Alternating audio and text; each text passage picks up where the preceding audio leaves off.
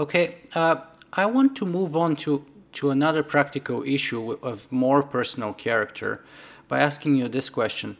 Now, a few months ago, I had the pleasure of interviewing your wife, Natasha Vitamore, and it's impossible not to notice that both of you guys sort of radiate high levels of vitality and personal health.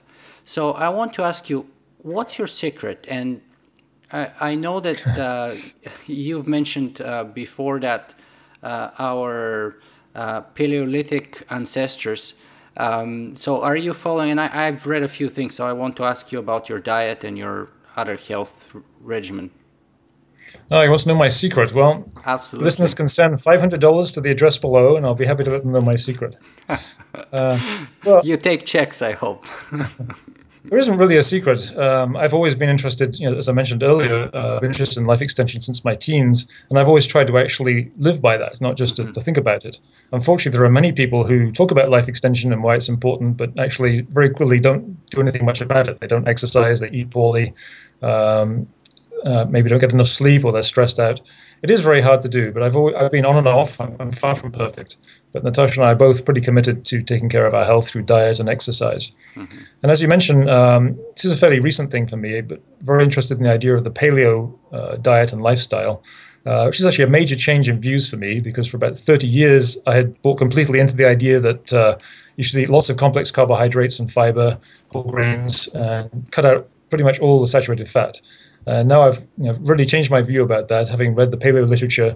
I take the view basically that our bodies still are pretty much in the same shape they were a few 100,000 years ago. Our Paleolithic ancestors grew up eating certain kinds of food. They didn't eat grains, they didn't eat sugars, they ate a lot of meat, some places even exclusively. And actually not many fruits, and the fruits they did eat were a lot less sweet than the ones we eat today. So the total sugar load was a lot lower. Now, we've probably changed a little bit, and some populations more than others. I personally think I'm probably okay with dairy. Strict paleo people, especially those who go for what some of us call paleo reenactment, where they try to really be exactly like paleo people, to me that doesn't make a whole lot of sense. You have to actually compare that to the scientific evidence. All the paleo foods aren't necessarily good, and all the Neolithic foods aren't necessarily bad. Plus, it also means giving up things like refrigerators and grocery stores, which I don't believe in. I think on my view that the dairy is probably okay for me, but if you're an Asian or African ancestry, you might have more problems with dairy foods. So there are various disagreements among the paleo, but the basic idea is to eat the kinds of foods that our Paleolithic ancestors ate and that our bodies are still adapted to. And along with that, there are various prescriptions for exercise that paleo advocates tend to criticize those who go to the gym and run for an hour at a slow pace. It's really kind of a waste of time. You get a lot more effect by doing a combination of interval training, where you're running pretty fast and then recover and then repeat, and some all-out sprints every so often, just as you had to run away from predators or run to catch your food. Those very high-intensity but shorter duration workouts seem to have a much bigger stimulating effect on the body. So that's kind of the program I'm using these days, and my level of supplementation has really gone down over the years. I mentioned Dirk Pearson and Sandy Shaw's book from a few decades ago, because they were advocates of massive supplementation.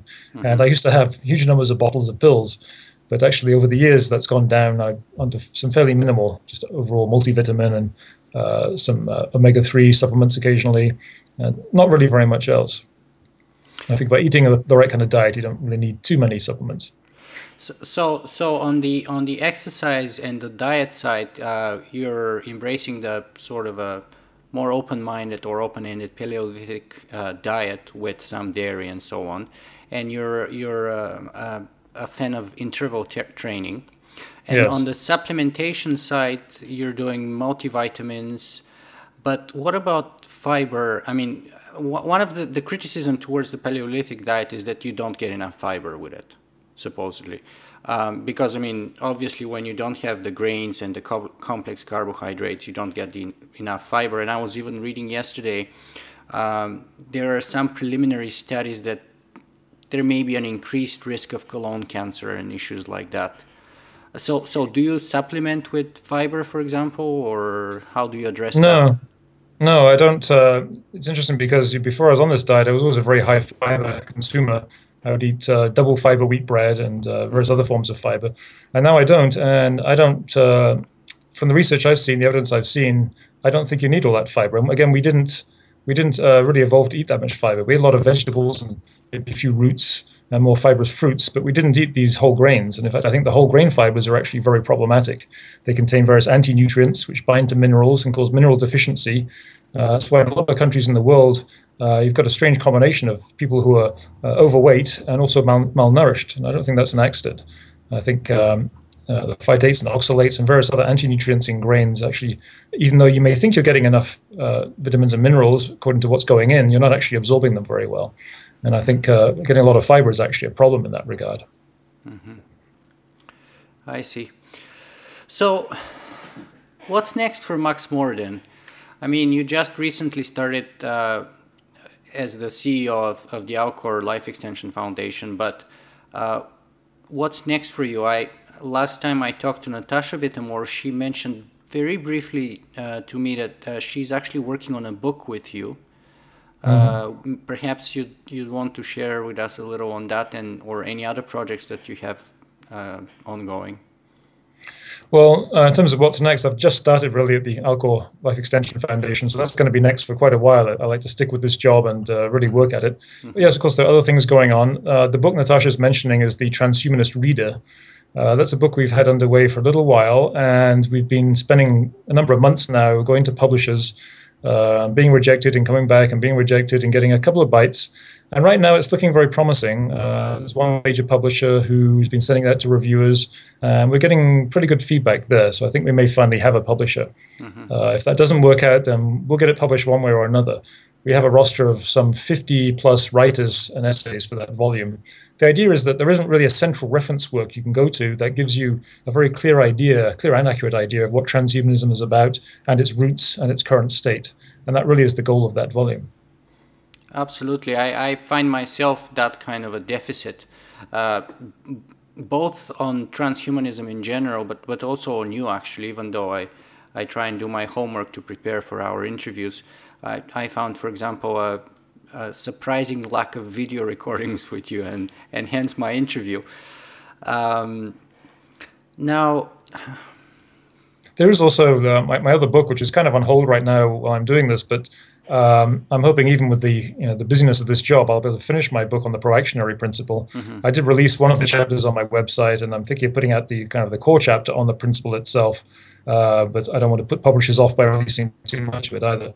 But I would like to finish that book too. I see. Well, I wish you good luck with that. Now, I'd like to bring our interview to an end with a quote from you, another quote from you that's perhaps my favorite, and also with a request that if there's one message that you would like our listeners and viewers to take away from our podcast interview today with you, I'd like you to share that with us. So, but let me preface it with the quote. So here it is. No more gods, no more faith, no more timid holding back. Let us blast out of our old forms, our ignorance, our weakness, and our mortality. The future belongs to posthumanity. So I don't want to set the tone of your last message here or your major message for our conversation, but perhaps you can elaborate a little bit on that and add or enhance it or even replace it with another that's more favorite of yours. Well, I do like that one, actually. Looking back on my older writing like that, it's a very different style than I tend to write in today. It's a lot more declarative. It's very, it's kind of in your face, unapologetic. I've tended to become more diplomatic and cautious and make a lot of qualifications in anything I say now. But I sometimes miss that older style. I read some of my older stuff and think, oh, it has a certain appeal to it, but it also doesn't work in other contexts. But yeah, that's conveyed really pretty much the core of the transhumanist and extropic goal of challenging limits, questioning everything. And that really is what I would finish with, is question everything, including your own beliefs. It's really tough to do. Many of us in this community understand cognitive biases pretty well on an academic level. That doesn't mean that we're not prey to them. I think we all still fall prey to these cognitive biases and fool ourselves, even while thinking how rational we are.